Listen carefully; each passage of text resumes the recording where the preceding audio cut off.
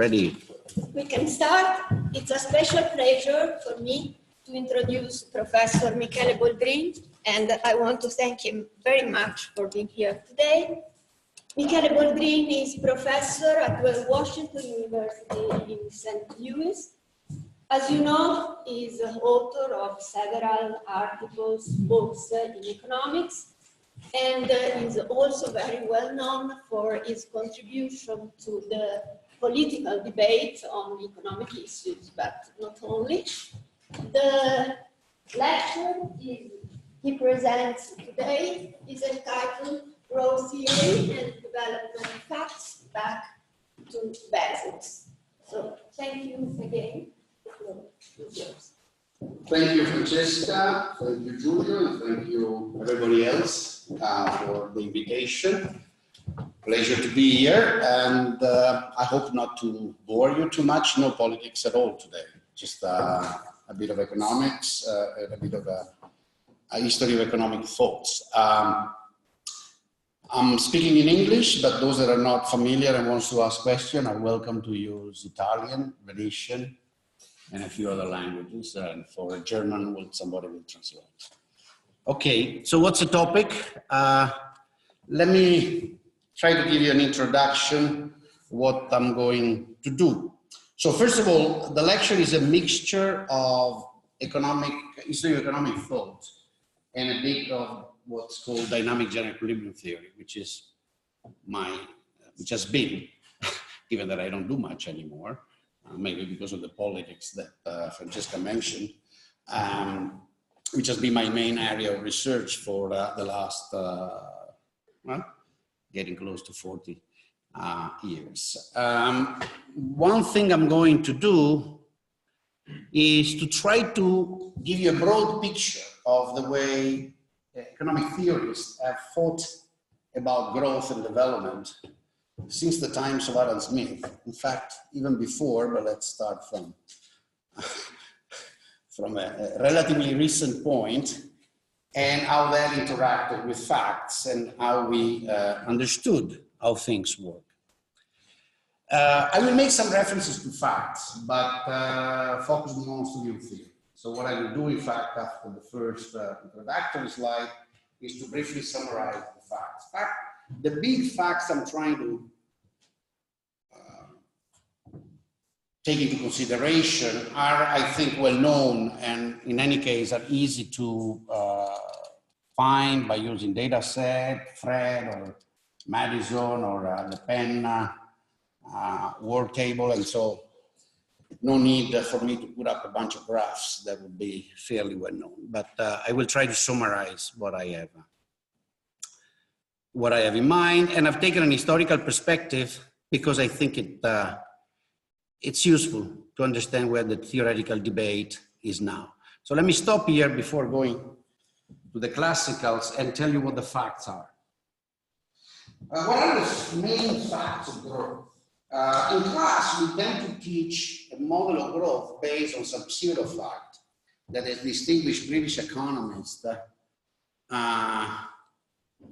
summarized. I don't remember anymore if it was still the 40s or the early 50s. I don't exactly remember when Kaldor's version was published, but anyhow, that was the period, which are known, in fact, in economics as Kaldor stylized facts.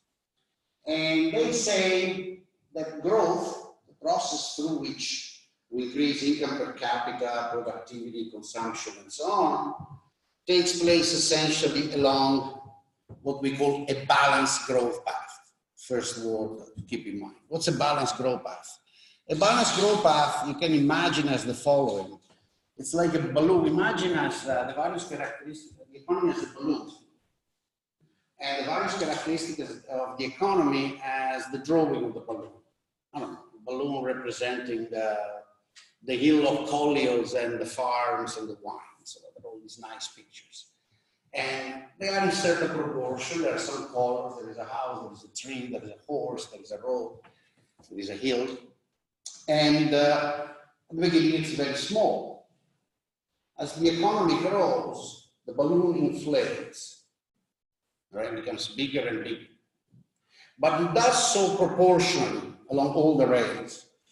let's think of the balloon that magically is a sphere, and so the air comes from some magical hole. So not the classical balloon you buy at the park, but one that is perfectly spherical.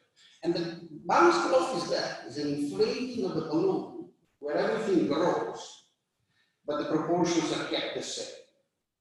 So in particular, in the Caldor facts, productivity grew at a constant rate, income per capita grew at a constant rate, the capital labor ratio when adjusted was constant, the capital output ratio was constant, and then in the more sophisticated version, the ratio between sectors.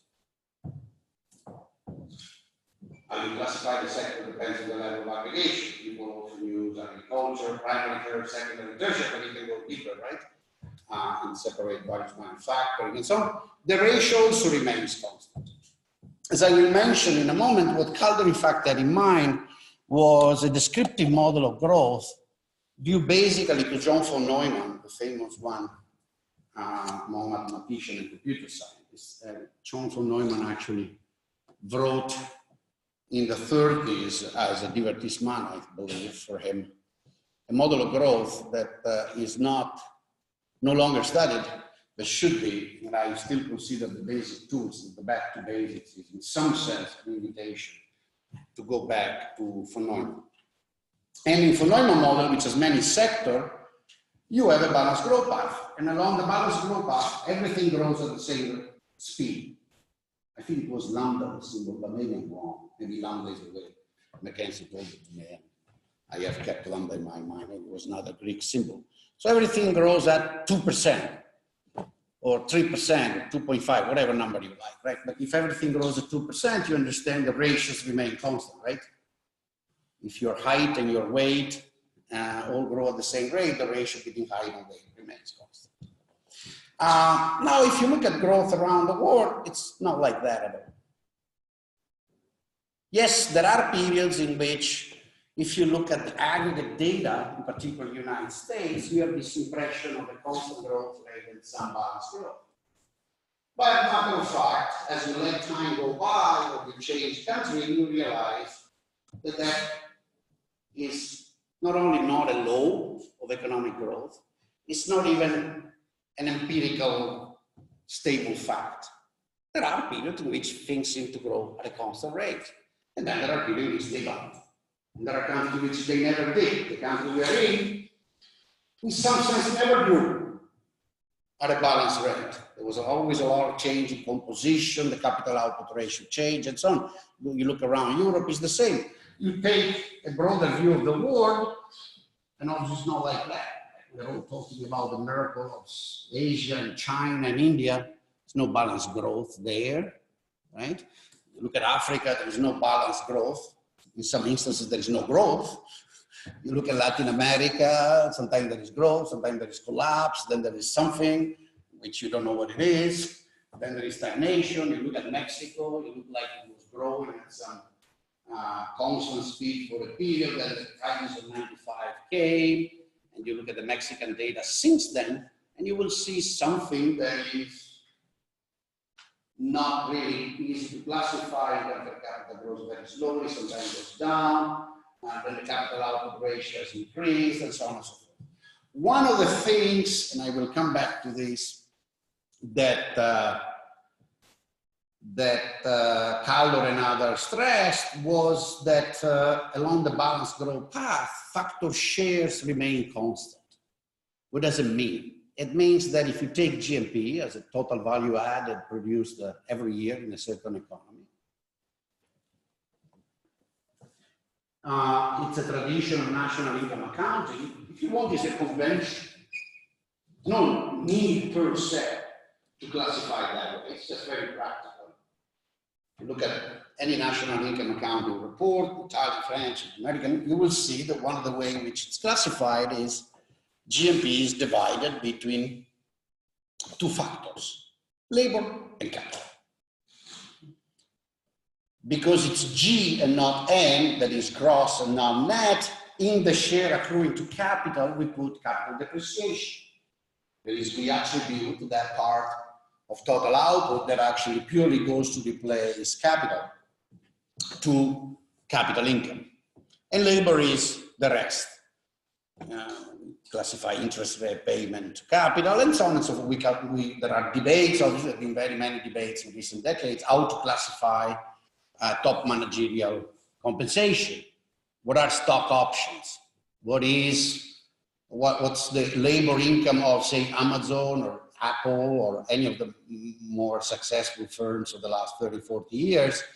Not only the big ones, even the small ones, from Strava to whatever, they compensate their workers, their manager, their engineers with stock options. That is, it's labor that is being compensated with a piece of income that formally comes from capital, formal in the sense of according to classification.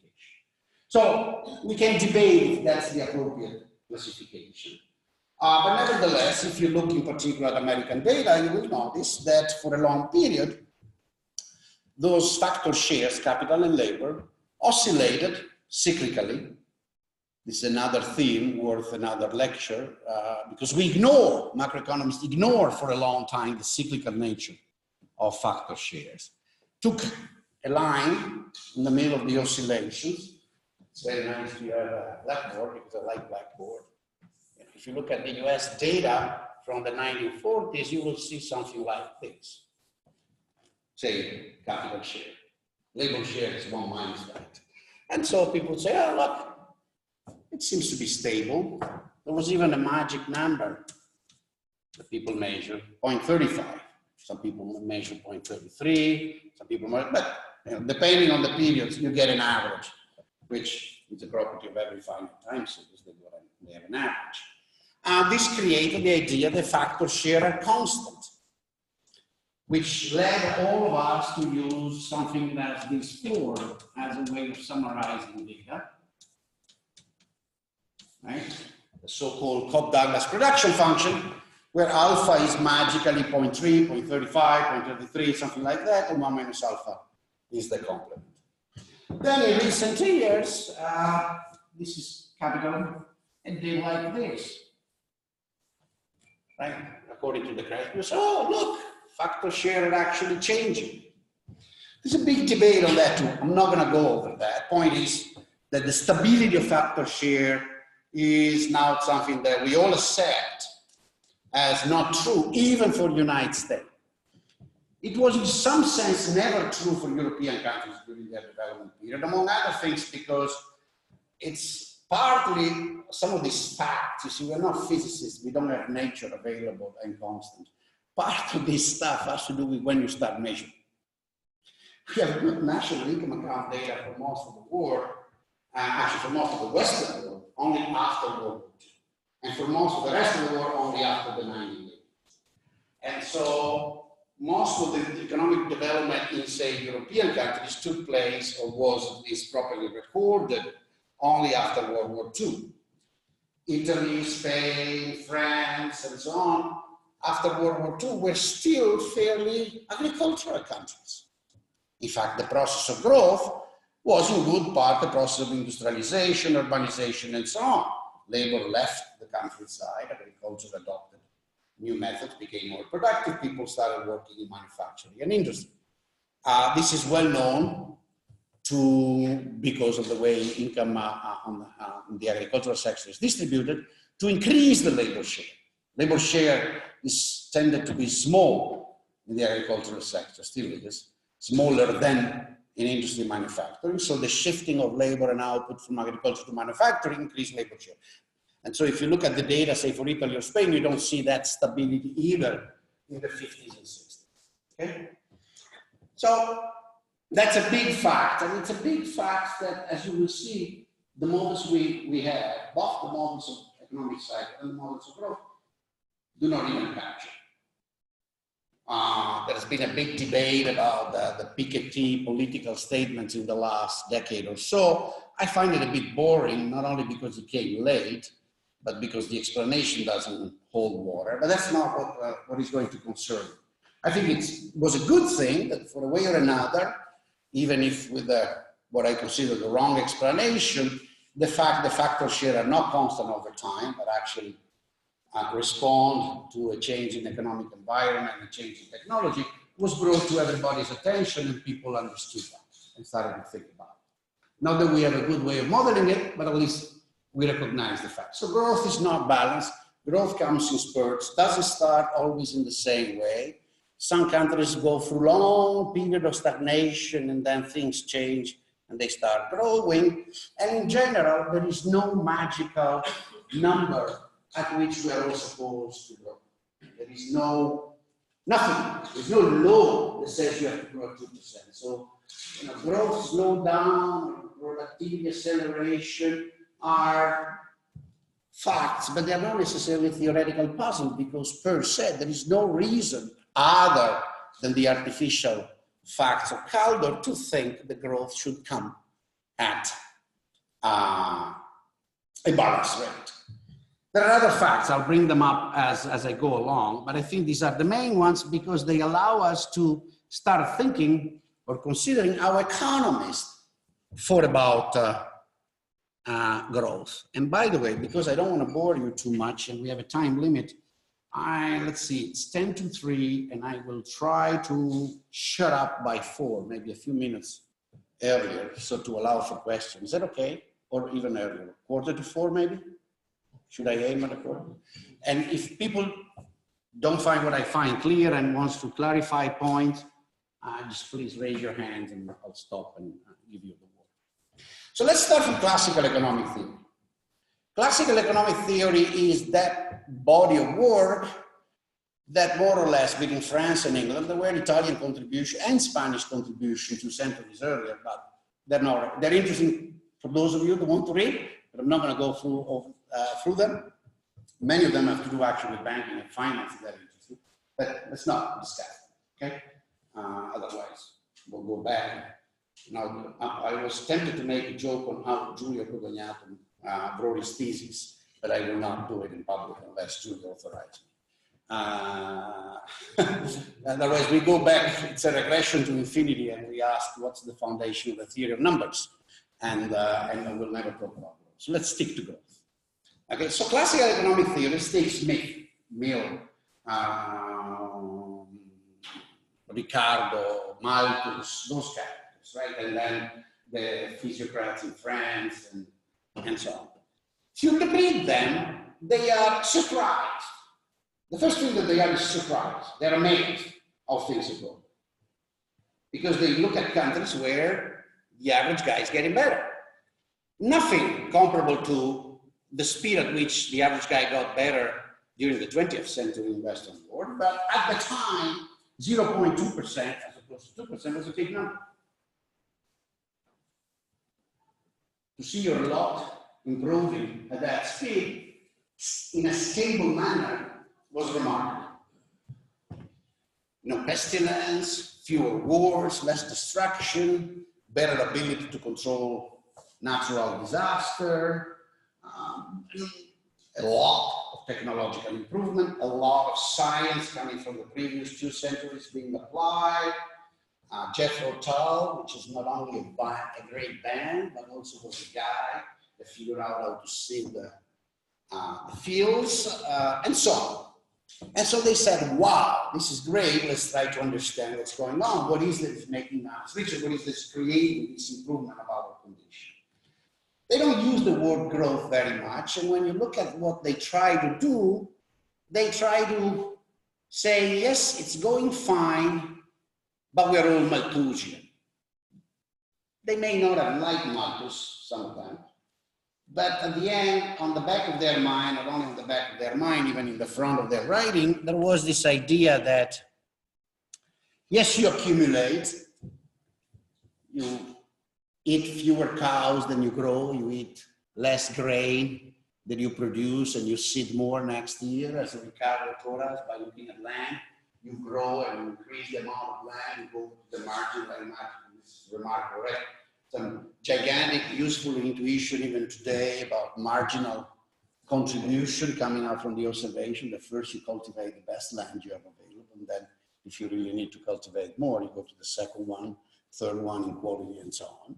So that's what they were seeing. They were seeing accumulation. Cows were growing, grains were growing, pigs were growing, land was increasing, there were more factories, more farm. And you will not see much attention to what we call innovation, not at all. The idea was we just do more or less the same stuff, but we do more of it.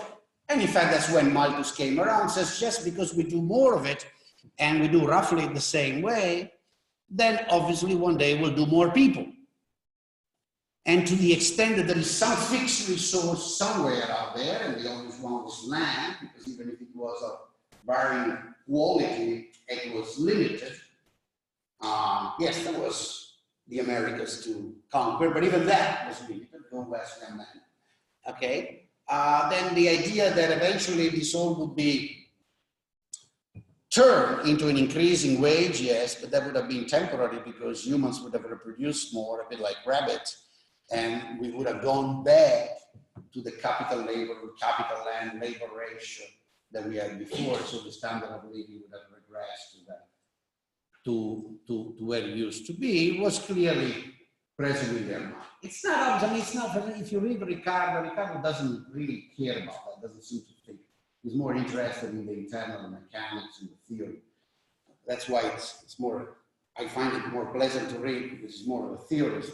Smith tells you a lot of stories. People are, this is for the student, you may be afraid of reading The Wealth of Nations because when you buy it, it's such a gigantic book. Don't worry about it. It's a lot of stories, and the stories you just keep. You don't give a damn about the price of grain, the market in Glasgow, right? So once you start notice that the guy goes for 20 pages talking about that, you just skip it. Just read diagonally until the points at which he has some serious thoughts. At the end, I think somebody should do, maybe someone has done the job of taking the Wealth of Nations, extracting the theory, and it must be 100 pages, no more.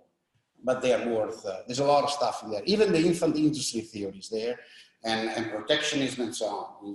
That's the word yet. Okay, so that's the way classical theory is thought about. I'm going to write a little model in a moment for those of you that are new to this to understand how it works. But this way of thinking dominated economic theory, economic studies of growth and development for a long time, and matter of fact, still dominates the way we do it.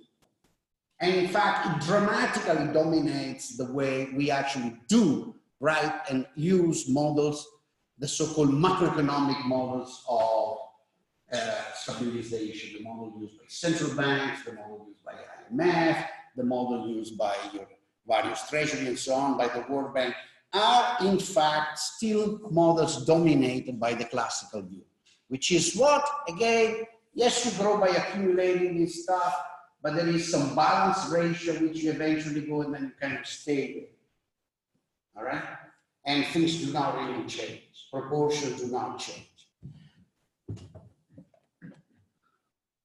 The guy that truly broke away from this, but I have to say unsuccessfully, there are so many people that call themselves Schumpeterian that it's even annoying because the main intuition of Schumpeter is still there, I believe, and it still needs to be formalized and put to work. What did the Schumpeter do? Again, here I invite you to read a book. It's even freely available, so you don't even have to spend money. So there are PDFs around, but it's worth 10 euros. It's called The Theory of Economic Development. It published in German in 1911. So you see, it's more than a century. Was translated in English once he left Europe because of Mr. Adolf and went to Harvard where he corrupted himself and got all confused and did some of the worst stuff of his life. But until then, he did great stuff. So he was translated in the 30s, you'll find it. The Theory of Economic Development is a fascinating book to read because the first 3 chapters are a strike of genius, are a sequence of strike of genius based on a man that looked at what was going around and started thinking out of the box. Then, you know, I don't even remember anymore if he was Austrian origin or German origin. I think he was of Austrian origin. Where he was born. And you might know that at the time in the German-speaking countries, there was a big debate that started by Nobenbauer. Who was the other one? Anyhow, I'm getting old. On why are we impatient Why is there an interest rate? Why is capital earning an income? Is it just or is it unjust? What causes it? So the second part of the book, Schumpeter, as a faithful member of the school, gets into the debate of what's time, what's the interest rate, what determines the interest rate, what's capital, and it's a waste of time. It's a curiosity. If you're interested in the history of economic thought, please read it. But the interesting part is the one at the beginning. What is that he does in the interesting part? He does pretty much what I just said, which in fact I'm saying by copying him. And he says, look, the book is written in the early 20th century. So imagine what's going on, right? Electricity is starting to come around. The chemical industry is in full explosion since 30, 40 years before, when the color industry turned into the chemical industry. The metallurgical thing is reaching its third stage. There are trains, there are steamboats. The level of productivity that people are reaching in a certain area of the world would have been impossible to imagine just 60 years earlier. Okay? And he says, wow, this is great. Why is this happening? He says, look, he says, we tend to think that this is happening because we invest, we save and invest. That's bullshit. No, he doesn't say bullshit. He says some polite German word, which I do not know. But the proper translation is bullshit. He says, you're just confused, just think. And he asks you to do something that I always found useful in economic theorizing, which is to do an honest thought experiment. He says, just think about it. Think about a society. And he says, if you want to fix your thinking, think about a farming society in the Great Plains of what then became Germany and Poland a century ago. And in that society, people just do the same thing day after day, month after month, year after year. Same technology, same cows, same seeds, same fields, same houses, constant reproduction of individuals. And that society saves and then invests. You will see growth. Says, yeah, you probably will see growth. You will see extremely slow growth in living conditions. Small increases even in population. Things will accumulate, but if you think seriously, they will accumulate at an incredibly low, slow pace. And probably that society will also reach what he then calls, with a strange language, we don't use that anymore. He doesn't use the word balanced growth, but he's describing balanced growth in words. There are no formulas in the theory of economic development. I think maybe some graphs, but my mind may get confused. I haven't really read it for more than 20 years. But there's certainly no formulas. Maybe there's A plus B equals C, but 2 plus 2 equals 4. It doesn't go any farther. He says, in a society like that, it's reasonable to expect that people will allocate themselves to different tasks and will keep repeating the same thing every day, at most increasing it a bit, and therefore relative price and quantities will become constant. It will, equilibrium in the sense of constancy, steady state, constant relative prices is reasonable to expect in a world. Short of natural external events, war or whatever, earthquake, the ratio of apples to salami, of wine to oil, of shoes to jackets will remain constant. And to the extent that the taste of the people don't change, relative price will not change. He's actually describing balance. Balance growth is this way, right? Things grow slowly and all the ratio remain constant, in particular relative prices remain constant. He says, yeah, that's a basic model. And he says it explicitly. Matter of fact, this is the basic model of the general equilibrium we use. And yes, the man has read Barat, he's read Menger, he's read the various people that were trying to put some model of general equilibrium together in the decades before him, the late second half of the 19th century. And he says, that's the word you have in mind. But it's not the word we live in. And in particular, the word you have in mind has no growth. The growth we see around comes from the fact that quite frequently, one of these people does something different. He produces something different. Sheep stops buying a thing and decides to buy another one. She stops doing a job and starts doing another job. Some guy moves from one land to another. Some people say, well, let's use this tool differently. Let's use this tool to make a new tool, which we did not have before and seems to function better than the other. It's just what the reason why we're getting all this growth. It's not because of investment per se. Investment is just the conduit through which the process of innovation goes. And in fact, there's even, I would say, a fairly smart part in which it tries to distinguish the repetitive investment from the creative investment. And it says it's innovation that we have to look. Yes, the world may be tending, absent this kind of activity, the innovative activity, to grow,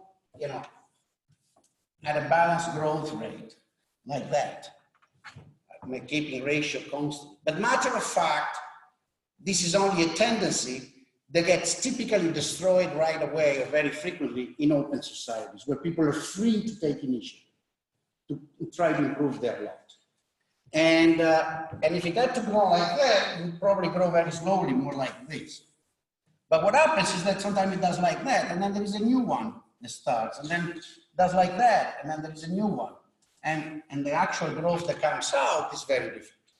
And in fact, this is the part in which this has also been rediscovered in recent years. Schumpeter starts talking about how essential good, well-organized financial systems are for this process of growth. Because his observation is, if growth was just completely static technology and accumulation, the same people that do the saving could also do the investment. At most, it would be an intergenerational transfer. I start saving when I'm 25 or 20 or at that time 16, and I keep saving, but then I have my children, and at 60 I die, and it's my children that continue the saving. But short of that, it's the person doing the saving is also the person doing the investment. And his deep observation is, in a world where people innovate, there's absolutely no reason to expect that the ability to innovate is uniformly distributed, that everybody has the same ability, and it is perfectly correlated with saving. You could be doing the saving, and he might be inventing something, but he has no capital. In a world like that, the ability of transferring your saving to him, because the way he proposes to use the saving is more productive for both of you, so you can actually get a bigger return if you get a good contract from his innovation, is attractive. And in order to do that, you need a good financial system. And so it's a lot different. So we insist it's impossible, it says, to understand the process of growth we've been living and experiencing if we do not understand the way in which the people that save in our societies, the old people. So when it's immediately tempted, you see here a line, just to mention politics. Here's politics right away, right? In a society that grows, the old guys that have a lot of wealth and saving have a way and an incentive through the system to give it to the young, so the young can invest it and innovate.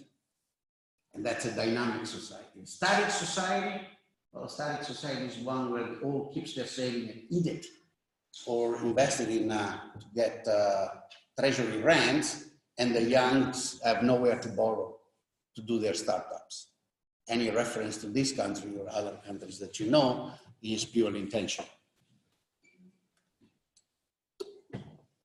This is what Schumpeter had in mind, okay? But, by the way, in my parenthesis, there is Marx too, but Marx came before, but I don't have time to do that. Those that are curious, maybe I'll do another lecture. Marx is worth reading, in particular, volume 3.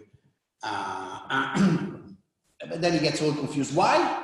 Because he gets almost everything, but he doesn't get technological progress. He's Matusi. It's too early. He hasn't seen really, he has seen the first industrial revolution, and he is damn surprised.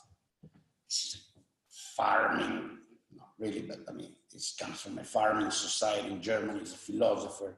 He's been bred on Hegel and nonsense.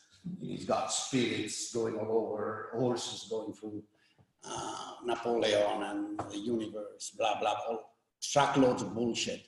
And then he goes to England, he goes, oh shit, oh God, all these factories got a body that says, I'm communist like you, but I have a few workers, you know? Hey, you need a check? Charlie? And so he's surprised. It's beautiful to read his stuff. He's really surprised at the whole thing. And he calls it how does he call it? The development of productive forces, no? Lo sviluppo delle forze produttive. It's technological progress, but he doesn't believe in it because the only part he sees this. That's what he sees. He sees the capital labor ratio growing. He's right. But he assumes that eventually the technology remains the same and that it's only capital labor ratios growing and therefore decreasing marginal productivity. He doesn't use the word margin, but he understands that. The marginal productivity of capital will go down, the returns will go down, there's going to be the burden of financing the capital will be too heavy. You will not be able to extract surplus value from the workers. Go back to the Malthusian thing. He solves the Malthusian thing by saying, well, we'll take over, we socialize capital, we'll do socialism and then communism, and then he starts going on a utopia where all machines do, the machines do everything for us, and he goes off the tangent, and it doesn't become useful anymore. Right? But he's useful up to that point. Schumpeter comes about 30, 40 years later, maybe more, and he takes over. He says, no, not obvious that it goes like that, not obvious that that's our destiny. It's a lot of stuff we can do with technological change. But, oops, we're still there. So since then, we've been saying repeatedly that that's what we should do, but we haven't done it. And I think aggregation and the obsession with aggregation, with being policy relevant, with being simple, with having an explanation of growth and development that acts at the same level at which we get the data. This is really, I'm talking internally to the profession, is what's has been leading us for years, for decades, in the wrong direction.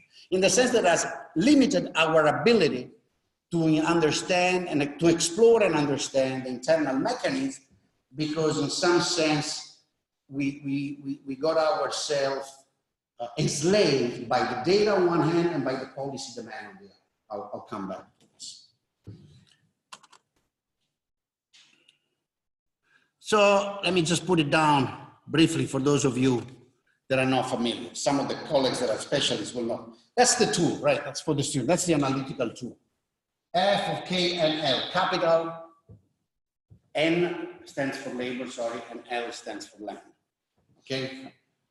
And no technological progress with this system. You're going to say, where is TFP? I'll come to TFP. Okay? The assumption of those.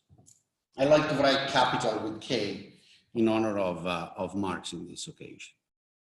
This is the model that I teach in class. Right?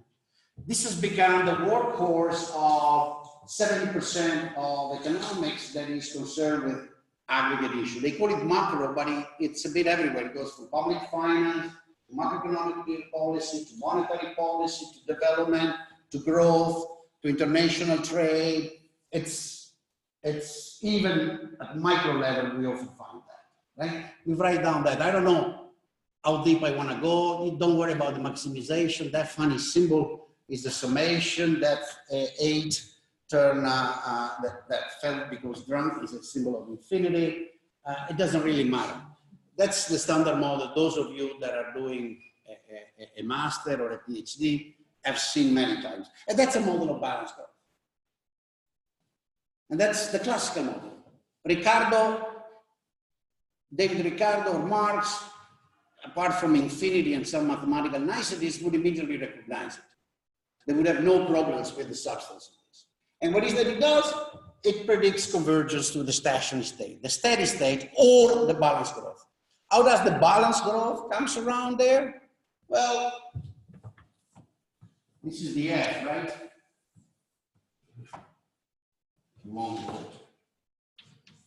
And here, the beta, okay?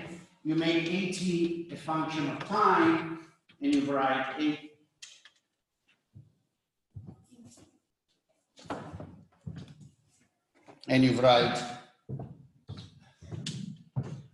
equal A0, whatever is the initial condition, and gamma is some magical number, which is the growth rate of TFP over time. And that's your balance growth. You just grow at a rate gamma, and nothing changes. So there is really no technological progress. You see, there is somebody doing the balloon, and the balloon is inflating, and nothing changes. People keep doing things the same way. They just, the gods are blowing the wind. Okay? Well, this is in clays. People wanted to get curious, but maybe I'll skip this. These are the prediction of the classical model. I have troubles with choke. Huh? I'll pick it up later. That tells you how you reach the steady state. The steady state is that moment at which the consumption per capita remain constant, and all the ratios remain constant. And there is a certain amount of capital, a certain amount of labor, a certain amount of land. If you go and read any of the papers produced these days by any central bank of the world or the IMF that discuss the Greek crisis or the BCE quantitative easing and monetary policy, or the Fed intervention, or the fiscal boost or the lack of fiscal boost, and the having or not having the European bonds, and you try to look at the underlying model, if they bother to write it down, that they use to try to do the calculation, you take the big econometric model at the Bank of Italy or the IMF that will always forecast a rebound after every crisis and predict growth. Have you noticed how magically they always predict growth after a rebound? Well, guess what? It's got that inside. Deep down in the engine, there is that. There is that plus a gamma. And in fact, you know why they predict always that there is growth? Why they're always optimistic? They always screw up? Oh, it's very simple.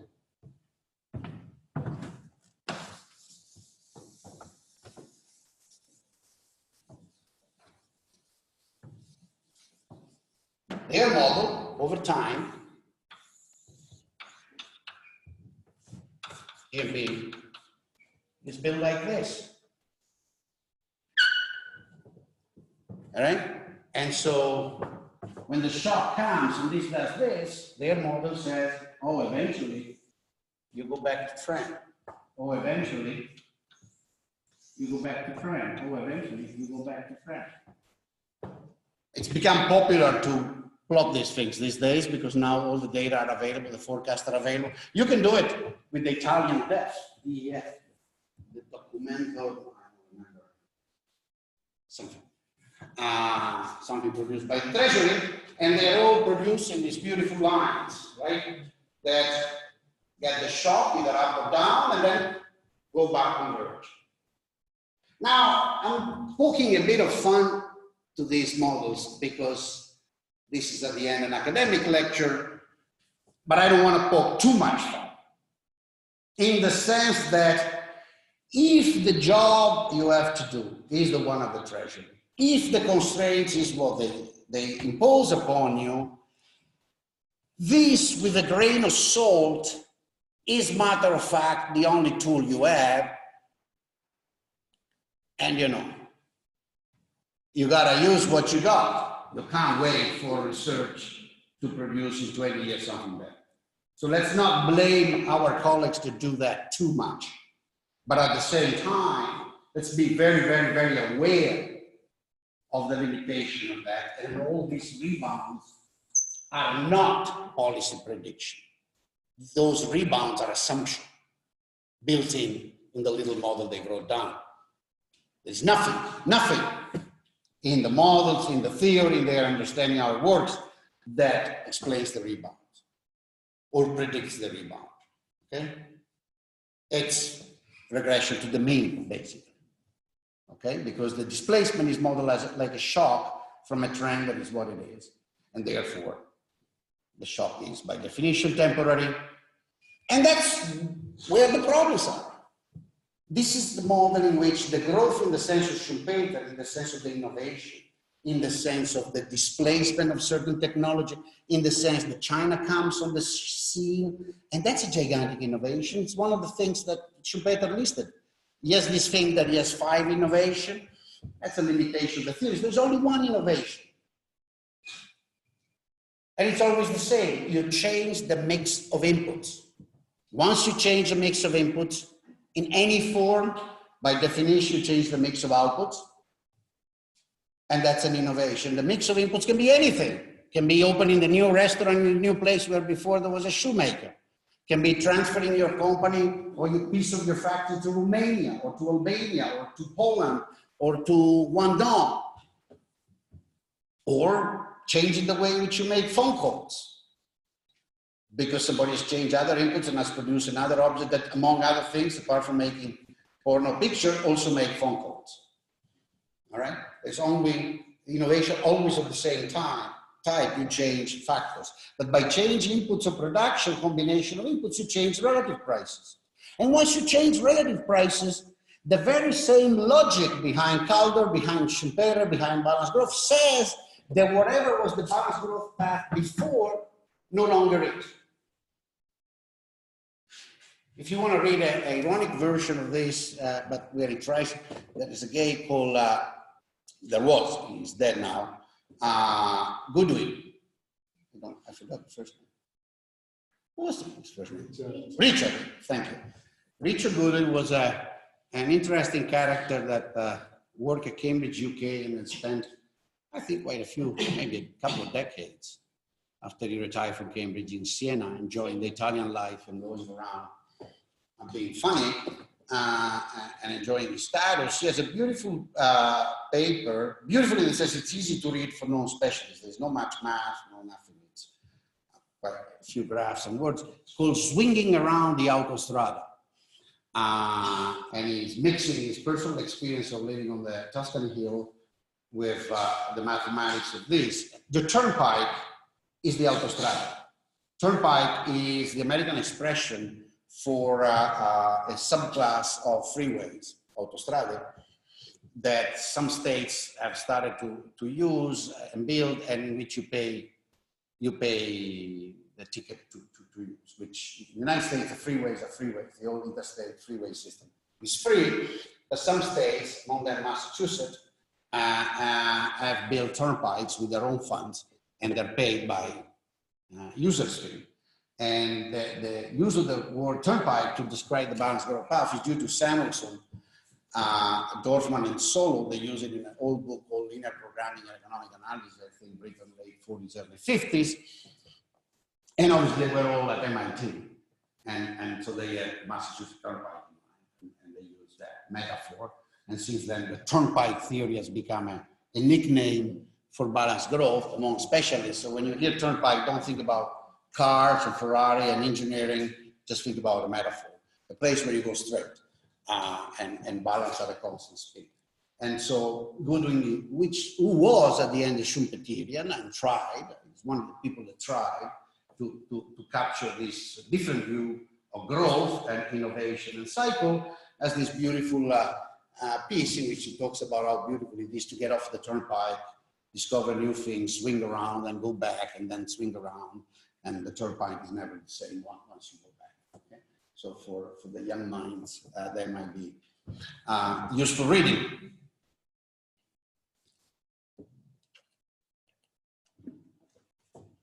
These are the properties, right?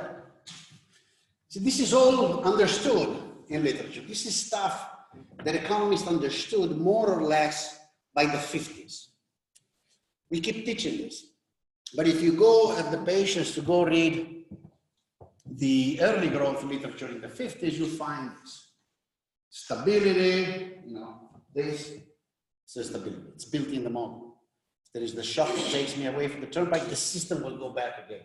It's nothing to do with marvelous fiscal policy measure, with the manovra, the thing that in Italy they call the manovra. It's not a manovra, it's an automatic manovra. The manovra is in the model, it's not in the policy. It's all behind the scene, they're cheating, basically. But that's politics again. So let's not go there. And those are the problems. And in fact, let me go to that thing. Have you ever seen those words? They're old-fashioned. The natural growth rate and the warranted growth rate. Back in the late 40s, early 50s, after World War II, economists, after the experience of World War II and the distraction and the fact that in a way or another had pulled the United States and other countries out of the big depression, started thinking what's going on, and there was a big demand for programming and using, so growth models became that's when growth model and economists made it into the stanza dei bottoni, into the control room. That's really the period. People went to the economists were not really in the control room in the 30s. They were a bit, but mostly for monetary issues. After that, they started to get into the control room for a lot of other stuff. And the idea was, we can use these growth models of yours to maneuver, to manage people, to steer it the way. And a model became popular, which is known as the Harrod-Domer model. That model, which is a variation of this, it uses, everybody knows what that formula is? That's called the CS, the constant elasticity substitution production function. Rho is a parameter, the symbol R, the following, Y is output, A of L is a function, it's a level function, and it's the function of land that is a fixed factor. So depending on the total amount of land available, you can have a certain size, basically, of the economy, right? If you're Luxembourg, you don't have a lot of land. If you're China, you have a lot of land. And the other two are the variable factor, K and N. K is capital, N is labor. A and rho are parameters, and I'll get to that in a moment. And the technology is fixed. In fact, the technology, state of knowledge, is determined by A, capital A, lowercase a, and rho. Those parameters in this representation is the technology. In the 50s, this function was not yet available. In fact, it was constructed by brute force by Arrow, Minash, and other. I think in the early 60s, I think they have a review economic statistics paper in which they axiomatically derived the CS, right? Thanks. That's a man that knows his job. And they axiomatically derived because at the time, the economists had to do with two production functions, Bourdieu's. They had the input output, the one with this fixed coefficient, right? The one that you write like this. Y equals mean A, K, L over theta, where theta is the capital labor, is the inverse of the capital labor ratio, right? You seen this? So I'm talking to the students. Do they teach you in class this? They better. If not, you can leave the room, because from now on, everything is comprehensible if you don't know how this works. And I cannot give you a lecture on this. And they had that, and they had the Cobb-Douglas that I've written before, because Mr. Cobb and Mr. Douglas was even a senator from somewhere, Illinois, I think, had come up with this story back before the war. Okay? And so the Harrod-Domer model used something like that. All right? And you see this use of L, I apologize. I know it's confusing. And what was their story? You see, if the world is like that, this is a world without technological change, pure accumulation. Okay? So these people are writing this stuff as a description of an economy in the 40s, and it's being abundantly used in the 50s. In fact, if you read some Italian debate, for example, the crap that the current minister of development produces, or the current president of INPS produces, they still use it even now, all right, in the face of Schumpeter. In an economy like this, where there is no technological progress or anything, there's only one way of growing, and it's miraculous. You have to keep the capital employment ratio constant at 1 over theta, right? And so you accumulate K through investment at the same speed at which you accumulate N through reproduction and demography and increasing labor force participation. As long as those two grow at the same rate, you see balanced growth gain, then there is neither overaccumulation nor underemployment, right? If you fail one of the two sides, you have a crisis. Because either you have overaccumulation, too much capital, too little labor, return on capital collapses, no profits, crisis. Vice versa, too little capital, too much labor, unemployment. This is a world in which prices are fixed, everything, it's balanced growth. If there is growth in income per capita, it comes from that, I was saying before, call it TFP. I haven't got to TFP yet. I'll will in a moment, but you know what it is. Nice meeting you. See you. Nice.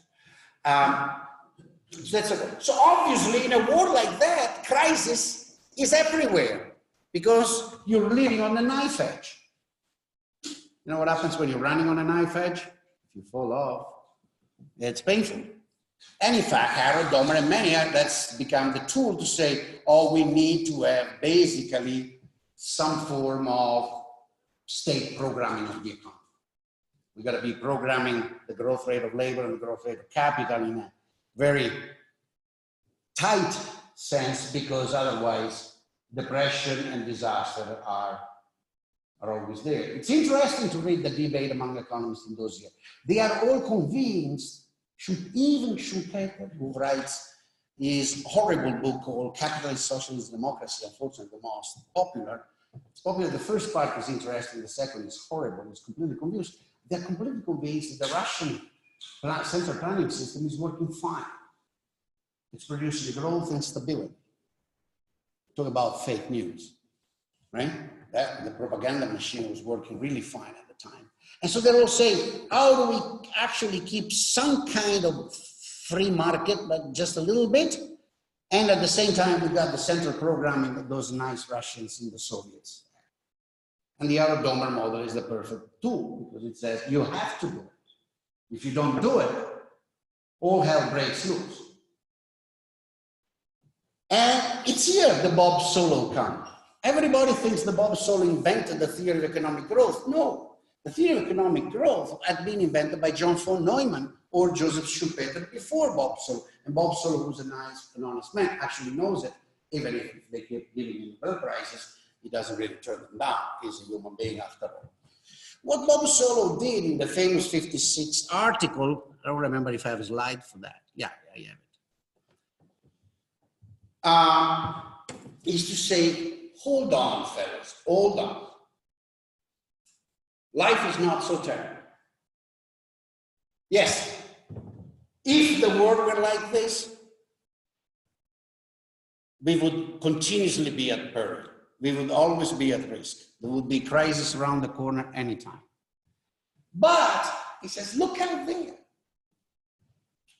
Look out there. And what he does, he writes a production function that instead of being like this, is a general version of that one. The reason why I wrote that one, I'll tell you in a moment. And he says, hold on. Look out there. It's not true that every time that there is excess capital, all we see is a gigantic financial crisis. Sometimes we simply see the rate of return on capital going down and the wage rate going up, and people use relatively less capital and more labor. Sorry, vice versa. Relatively more capital and less labor in production. How do they do that?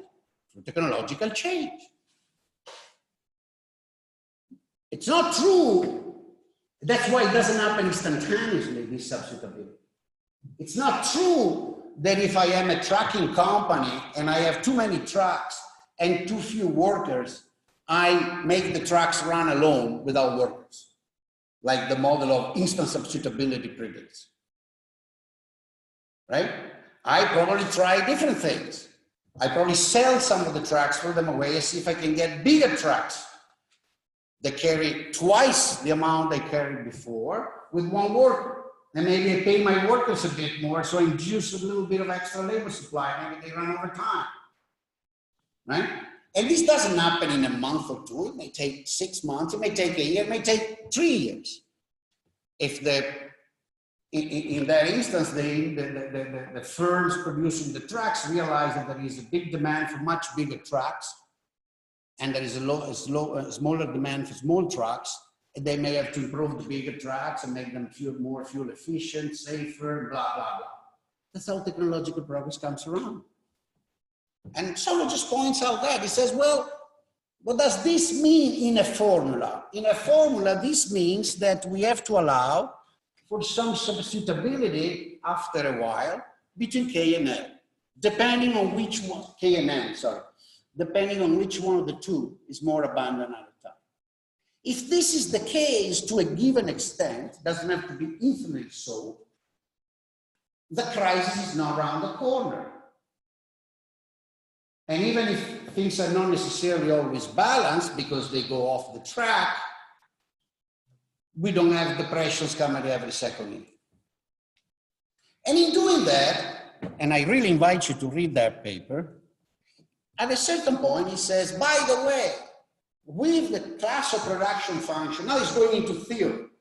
He says, at a theoretical level, with the class of production function I'm asking you to use, which allow for some degree of substitutability between capital and labor, it's actually possible that when capital is a very good substitute for labor, that is, technological change is such that you can actually substitute, eliminate, save on a lot of labor by using machines. It's actually possible, he says, that, and this in the CS production function corresponds to rho larger than 0, that we don't go to a balanced growth path. We actually grow forever. We don't go to a steady state. We don't go to a constant capital labor ratio, but we actually have an economy in which, through sequences of technological progress induced by factor scarcity and factor prices, the capital labor ratio keeps increasing and productivity of labor keeps increasing. And so you have unbounded growth. So this I will not go over, but there's another lecture here on what a waste of time the so-called new growth theory, endogenous growth theory, that got even a Nobel Prize last year was, because it rediscovered 30 years later something that Bob Solow gave so much for granted at the time in 1956 that he put it in a footnote. Footnote 5 of the 1956 paper. Go check it. Okay, it's in there. It's in there. And why did he give it for granted? Because he knew that von Neumann and others had figured that out 20 years before. And the theorists at the time working on that field, that was a solved problem. It was so much of a solved problem that they spent time finding what was the weakest assumption. This is all for theorists. They could introduce in the model, it's a bit of a Byzantine thing that only people that do theory appreciate. What's the weakest assumption I can introduce in the model with unbounded growth so that growth becomes bounded and I can study stability, dynamic stability, but that's for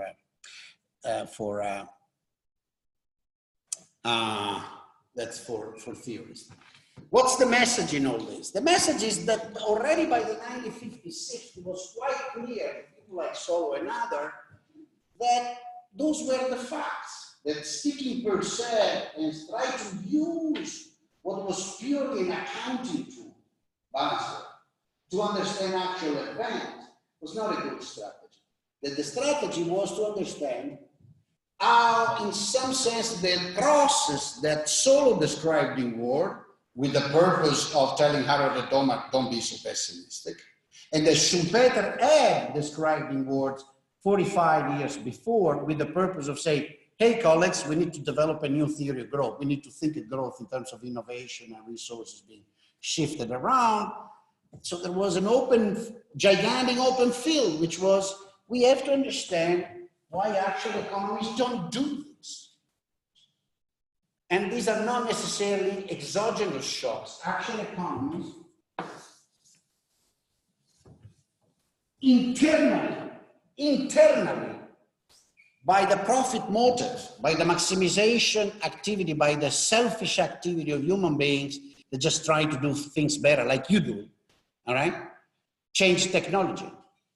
You may want to understand that going to school and studying seriously is actually an innovation. Have you ever thought about it? You're all entrepreneurs because you're not doing what your father did or mother, right? Or maybe some of you are, right? But by far, you're innovating. You change the composition of the labor force. If you change the composition of the labor force and its skill, you're innovating because you're going to change relative prices. And if there are no legal or regulatory constraint or other constraint or unions constraint or monopolistic constraint, say, for example, from the Associazione Italiana Commercialisti della Lava della Fava, right? O ingegneri associati, quelle robe lì, quelli che vi fregano la pensione. Sorry, this is not part of the lecture, which is why I said it in Italian. Erase that, as they say. Then you're innovating, you're changing relative price, and you're probably forcing a change in the way production is carried out. You're one of the elements contributing to the way in which production is being modified. And so actual growth is something that goes like this, and sometimes gets stagnant. Sometimes gets stagnant. Why? Because the factor composition of a country or a set of countries and the economic incentives that taxes, regulation, market condition induce are such that most people don't innovate. And so they keep repeating what they did the day before. And when you keep repeating what you did the day before in name of tradition, oh, we live in the best country of the world, oh, my pizza is the best pizza in the world, you know what? You go back to chapter 1 in Schumpeter. You become one of those farming society where you accumulate a little bit day after day, but you actually are stagnant. And so sometimes those among you, because factor composition change, say, you know, this is not my place, I can't do anything here. They want to keep doing the same pizza. I want to do Starbucks. I go abroad. And poof, Logitech, which was made by two ingegneri from Abruzzo, pops out in Silicon Valley and not in Abruzzo. That's what it's about. Skip this because there is no time. I'll leave it in case there are. But I invite everybody to read. So the von Neumann is hard to read and it's very stylized. Lionel Mackenzie explained it in a clear way, very abstract in the chapter 7 of his book, Classical General Equilibrium Theory, but it's still demanding. For those of you that are interested, there is a beautiful paper that comes in 2 versions by Chial and Koopmans. And the original version was actually published in the middle 60s in the Pontificia Accademia Scienziarum Scripta Varia. So you'll find it Vatican City, and then he published the shorter version, the Quarterly Journal of Economics. So if you look at Quarterly Journal of Economics, Chial and Koopmans, you'll find, and it's a beautiful, very clear description that students with a bit of algebra and a bit of understanding what a 3-dimensional diagram is can understand. And you will find a beautiful story about humans and rabbits, which is key to understand why growth slows down eventually everywhere, including China. So read it. This I already mentioned. And so let's go to the closing. The closing, toward the closing. The facts of the economy that we look at, the development process around the world are like this. The way we theorize about them is through the turnpike, the balance growth, the exogenous GFP. Oh, I didn't mention the exogenous GFP. I meant to do it when I discussed solo, but I didn't. So let me do it briefly for, again, the students. The TFP didn't come around in that famous 1956 paper, but in a parallel paper. In that famous 1956 paper that I mentioned before, all the Solo did was to point out that Arnold and Domar were too pessimistic, and that there was a way of thinking of growth and technological progress, which was a lot more realistic and optimistic. And then he said, because the key to it is technological progress, let me try to look at the numbers. He was not the only one. Mead did it, and what was the name of the Swan, the Australian fellow did it. A bunch of people did it simultaneously. You can do it yourself today with Excel. At the time, it looked like a research paper. You see progress. Now you can actually go to the Istat or wherever you want, download the data. You can do it with Excel in a second. What he did was basically look at the aggregate data of capital year after year, and the aggregate data of employment year after year for United States, and say if the technology is constant, and there are either decreasing or constant return to scale, but there is no really technological change, then these factors are the same. So the difference between what I measure at time t in capital stock and what I measure at time t plus 1 is just accumulation of the same thing. Same for labor. What I have employed at time t and what I have employed at time t plus 1 is just demographic growth or increasing labor force participation and so on. It says, hence, if the world is fully described by something like that, maybe with the formulas I wrote before, any form, no? What I should observe is that the growth rate of this combined with the growth rate of that, a mixture of the two, right, with weight, should give me the growth rate of this, right? If the bike is the same, if the road is the same, your technique for pedaling is the same, and your training, the increase in the power of your right leg and in the increase in the power of to do work of your left leg, explain the increase in your speed. Maybe you're not perfectly balanced, so maybe it's not 50-50, maybe it's 40-60. And in fact, the difficult part of the exercise is trying to find the weights to give to this and this. But this has to be more or less in the middle of these two. He goes, he computes that, and he says, whoa, not at all. This is a lot bigger than that. These guys grow slowly. This guy grows fast. And he says, well, then we don't understand. He calls that TFP. He says, total factor productivity is growing for a reason we don't understand. We don't have it in the model. We don't have a theory. Okay, so that's total factor productivity. It's very simple. It's the gigantic part at the time, about 90% of the growth in this that was not captured by the growth in this and this. And obviously, and actually him and many others pushed in that direction for 2 decades. Let's work on what drives innovation. Let's work on what changes technology. Let's try to understand how you go from a certain composition of inputs to another, to another, to another, to another by responding to incentives. But funny enough, most of macroeconomics stuck to that, to the turnpike and the shocks, to the graphs I gave you before. And instead, you know, it's quite clear that what we should have done, instead of theorizing the Aristotle model, was to look at history. I know this is not going to be liked, but I've said it too many times. I have an adoration, or certainly a lot of intellectual respect for Bob Lucas. There is a paper of Lucas called On the Mechanics of Economic Development that is everything but about the mechanics of economic development. You should read it. Okay? Why? Because it's a paper that is written in the middle 80s when China and India just start to take off. It takes instead for granted that they want, doesn't recognize that even at the time, the model that economy could use to understand growth and development was not this one with the turnpike. Insist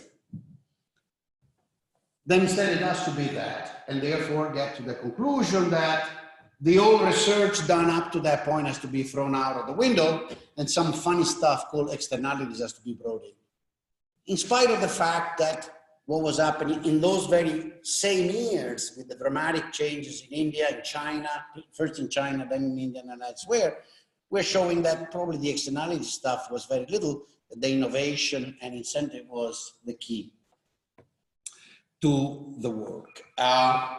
We've stuck to that. And today, most of macroeconomics still use that, even if we are completely aware. So let me skip this because it's a bit polemical. We certainly, in my view, have spent about 30 years barking at the wrong tree. That is, refusing to think about the fact that it's been long understood the models of balanced growth don't explain what's going on. The growth is strictly endogenous and is strictly induced by incentives to change technology, that the analytical tools to do that, to start to do that, had been developed in the 30s, 40s, 50s, 60s by the literature I just mentioned, and many more that I don't have time to mention. I've just mentioned the very famous names. There are hundreds of people that have contributed in different forms. And that if we want to think at economic growth, we have to do something that economists, theoretical economists in particular, have a hard time doing, but we should, which is work very closely with historians. Because growth is a unique historical phenomenon. You see, you can theorize about demand, supply, and auction a bit like an engineer does or a physicist does. Why? Because in some sense you can replicate auctions, not infinitely often, like in a lab, but often.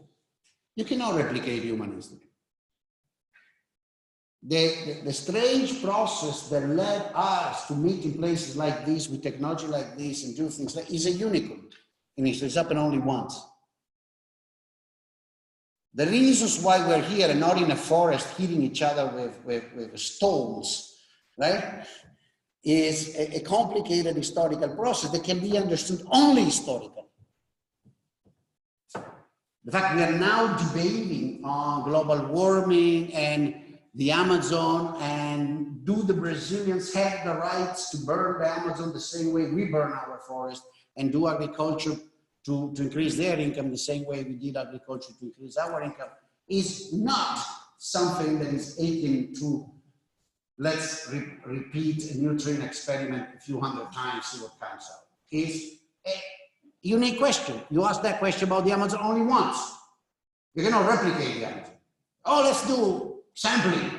Sometimes I burn it, sometimes I don't. Sometimes I burn a bit, sometimes I don't. No, either you burn it or not, right? If you cover the Pianura Padana with farms and stuff, you don't do that, oh, let's do it again. But we don't cover it this time. Well, this time we start economic development, I don't know, in the middle of Mississippi, Missouri, basically. Now, so the only way to understand economic development is to let these simple tools, which are nothing but ways of organize our thinking, with actual historical fact.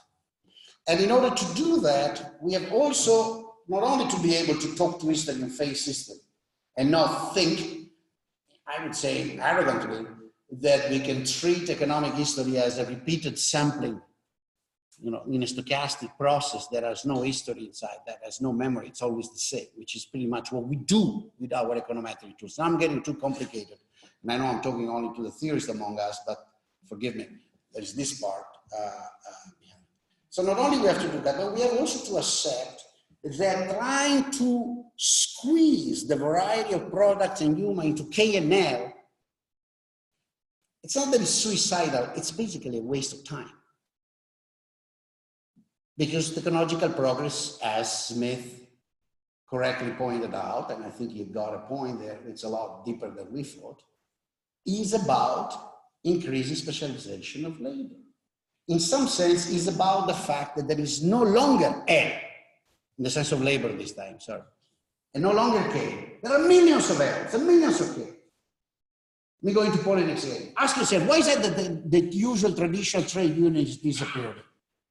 Because by definition, a union is good at organizing homogeneous people. It could be the unions of the medical doctors, the union of the engineers, the union of the mechanical workers, the union of the farmers. It's effective as a solution to a collective action problem, if and only if the people joining it are essentially homogeneous when it comes at least to the market aspect. But as one aspect of technological progress, that it's made labor extremely dishomogeneous, in a good sense. Even academic professors are different from each other. They all to be, in Italy, they all used to be neo-Ricardians. No longer. I'm joking, all right? The point is that people become different, and that's one aspect of economic development that is extremely crucial to technological progress. And try to squeeze that into, there is homogeneous labor, homogeneous capital, means, in my opinion, becoming unable to to understand the process. I had a couple more slides that I want to share with you, but I think I said the main thing. So let me leave them there for question if they come up, and close here, because I think I have passed for 10 minutes my promise. Thanks.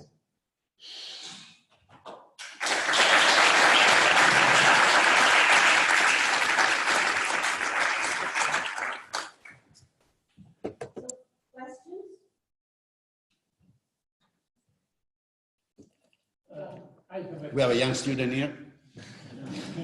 Vuoi il microfono? C'è un microfono? No, penso che mi sentano, Ok. a meno che non ci sia da... No, la registrazione è indipendente, ma forse per facilitare, te lo porto io. No, non so se niente. Grazie, molto interessante. A question about the role of finance.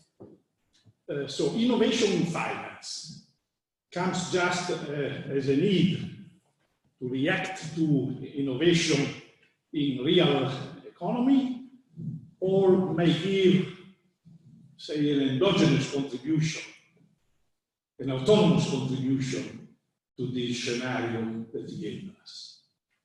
Thank you.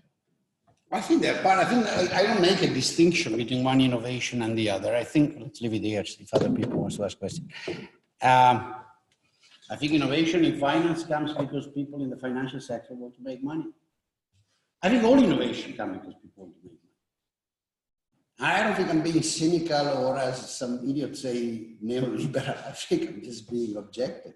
I've never seen anybody making the effort of innovating if they didn't have a good motive, and the good motive was typically to live better. Maybe it was not make money directly. Case of finance could easily be because I want to reduce risk. Right? I'm happy to get the same rate of return, but I want to take fewer chances. I want to be better insured. But we understand from theory that this is the same thing. Yeah, I don't think that, I think actually that what's interesting about innovation is that there is no planner. But so you don't want to distinguish between finance and real? No, why? There's no reason, right? I don't see why, especially in the light of what Schumpeter has in mind. In what sense can I distinguish finance? So what would be modern financial system without computers or telecommunication, right? People would have done things enormously different. And certainly whoever came around and how we built up the telecommunication system that connects the world, I don't think people were thinking about trading bonds. Most they were thinking about making phone calls to mama. So, right, to think at, you see what I mean? I don't think that use a supercomputer to do automatic trading on microseconds when there are small deviation from arbitrage is a byproduct of a desire to profit from arbitrage opportunities in an environment where no longer there is you, me, and the other trying to do calculations with our with our pens, but we got the big computer that reads the data and runs the algorithm. And that's a byproduct of people trying to monitor the atomic bomb. That's how the super. And the second question, so the connection between micro and macro, because it comes from your conference that some interesting iteration and I think macro does not exist. Micro, I don't think micro exists. I don't think macro exists. I think there exists economics, and then there exist questions. I think macro is the worst inheritance that we got from John Maynard Keynes, and unfortunately, we all gave in, even the anti-Keynesians. We accept macro is what? Is thinking, giving life to national income accounting. That's what macro is. In fact, if you look at its origin, it's exactly that, right?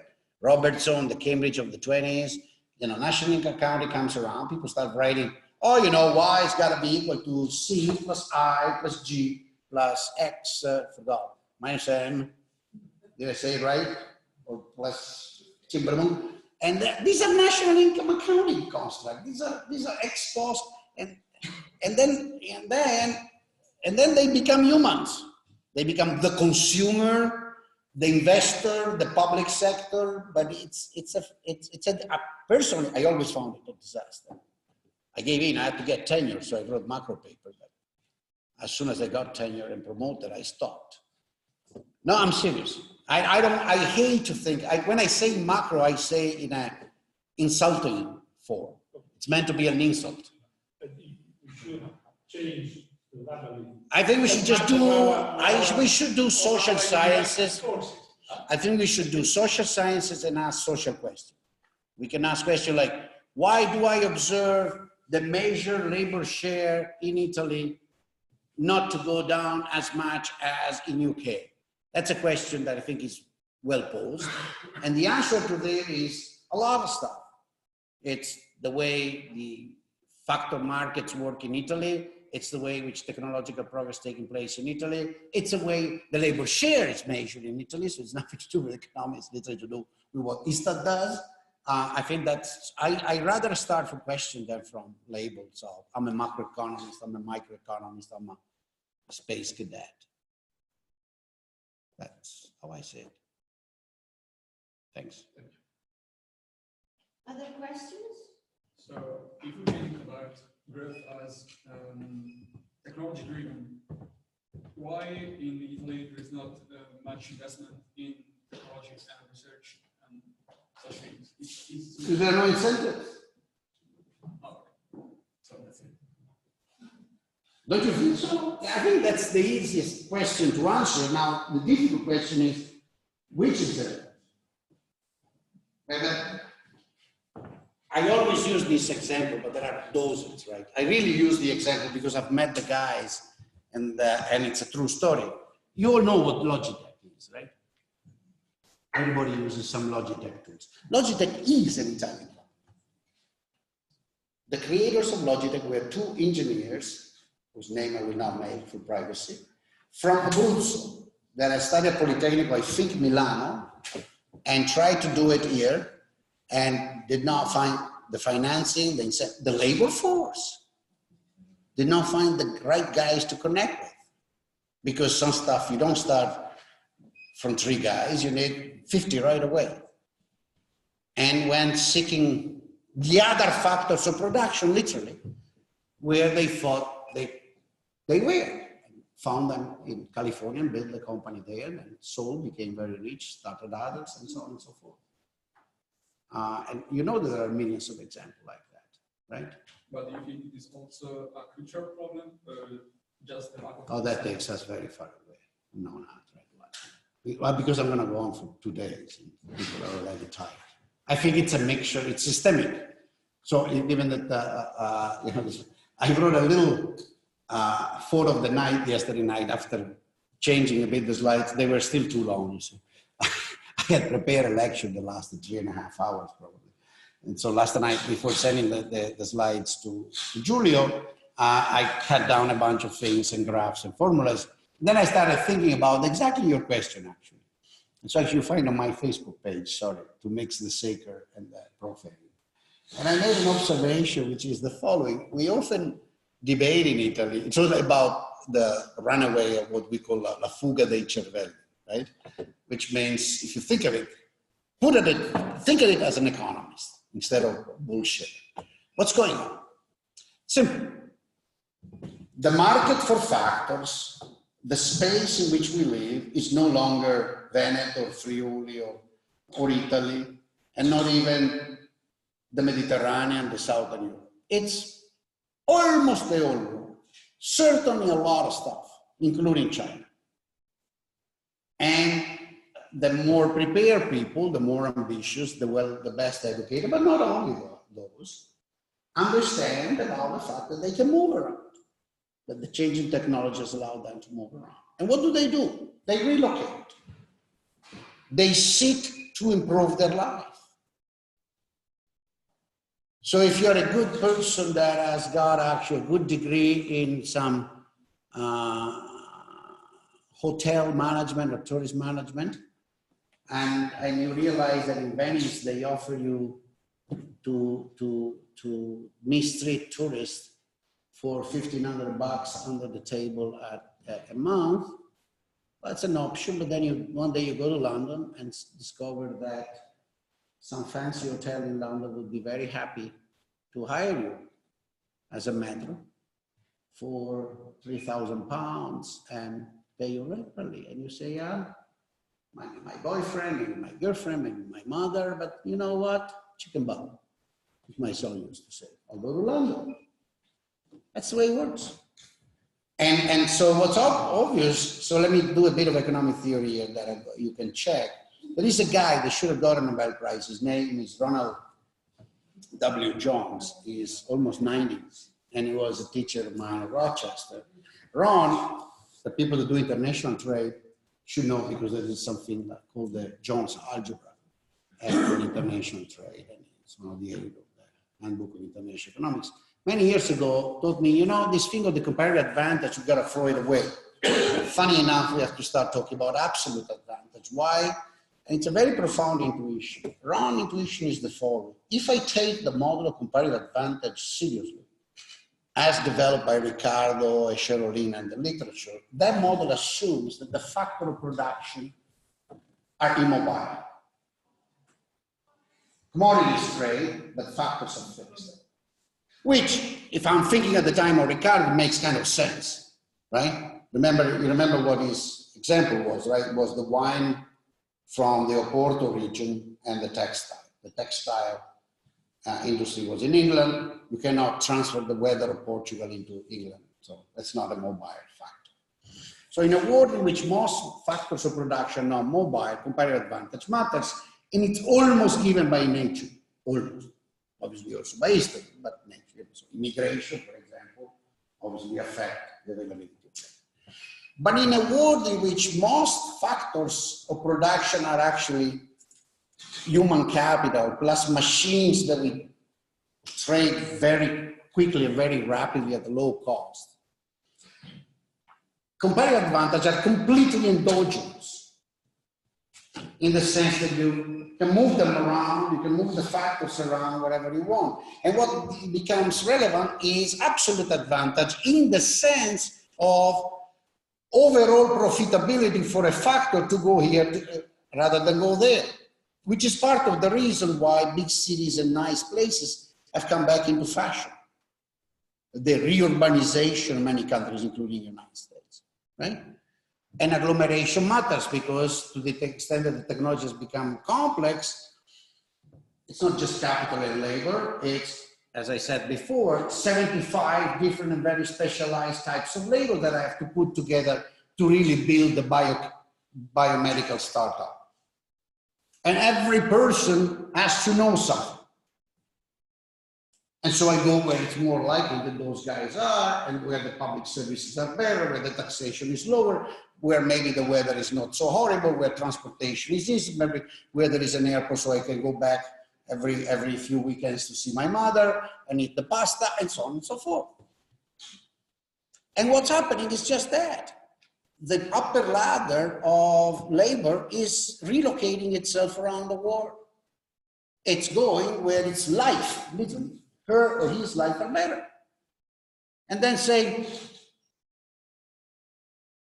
Tui orecchiette con cime di rapa, I will fly back to Bali in summer, but I can live in Hong Kong, do what I like, and then fly to Bali a couple times a year because now I can afford. And for countries like Italy, and I conclude, you understand that this is a message of continuous decline because it becomes systemic, which is what I was pointing around yesterday in this Facebook note.